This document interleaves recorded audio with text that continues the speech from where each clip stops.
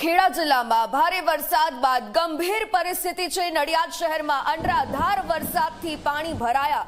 નીચાણવાળા વિસ્તારોમાં વરસાદી પાણી ભરાયાના દ્રશ્યો સામે આવ્યા તો નાના કુંભનાથ રોડ સાથે વાણિયાવાડ સર્કલ પાણીમાં ગરકાવ થયું છે। ચારેય ગરનાળામાં પાણી ભરાતા વાહન વ્યવહાર તો ખોરવાયો। આ સાથે પાણીના નિકાલ માટે મહાનગરપાલિકા દ્વારા કામગીરી હાલમાં કરવામાં આવી રહી છે।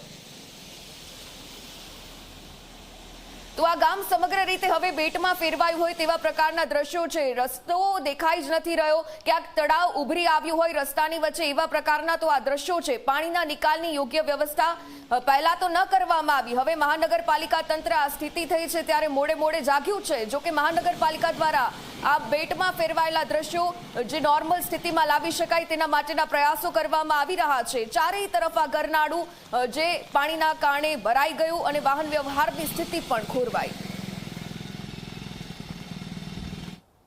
મધ્ય ગુજરાતની સાથે સાથે ખેડા જિલ્લામાં મેઘરાજાએ 24 કલાકથી જે મેઘવર્ષા કરી છે। આપ જોઈ શકો છો કે હાલ આપણે છે નડિયાદના આ નાના કુંભનાથ રોડ ઉપર છેલ્લા 24 કલાકમાં 15 ઇંચ કરતા પણ વધારે વરસાદ નડિયાદ શહેરમાં વરસી ચૂક્યો છે। અને આ જે નડિયાદનો હસ્તંભ જે નાના કુંભનાથ રોડ છે ત્યાં હાલ અત્યારે ઘૂંટણસામાં પાણી ભરાયા છે। આપ જોઈ શકો છો કે જે દુકાનો છે તે દુકાનોના શટરો પણ પાણીમાં છે।